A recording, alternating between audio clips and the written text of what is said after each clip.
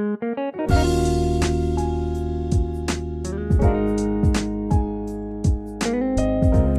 guys! Welcome back to my channel. For today's video, I'm gonna show you how I withdraw my earnings sa Clipclaps. I recently posted a video review for this app at nabanggit ko doon na my first withdrawal was denied. So, susubukan ko ulit ngayon mag-withdraw and let's see kung anong mangyayari. Buksan na natin yung app. As you can see, meron na akong $11.96 sa aking dollar earnings. Pindutin natin yan. The minimum amount na pwede nating i-withdraw ay $10 and the maximum amount ay $50 naman. So, dito lang tayo sa $10. Bago tayo mag-proceed, make sure na may PayPal account kayo at naka-register dito sa Clipclaps kasi unfortunately, sa PayPal lang sila nagpe-pay out.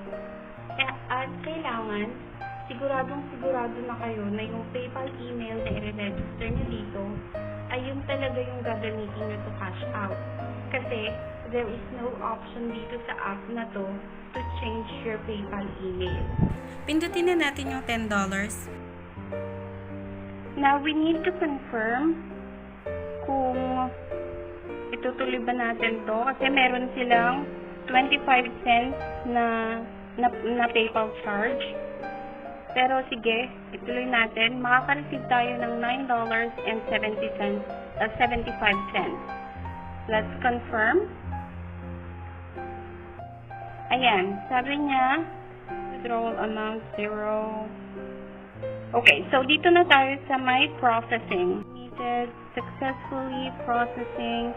The transaction will take approximately 7 business days to process.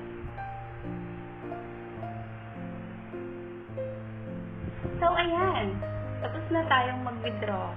Antayin na lang natin kung ma-approve ba siya or ma-decline ulit.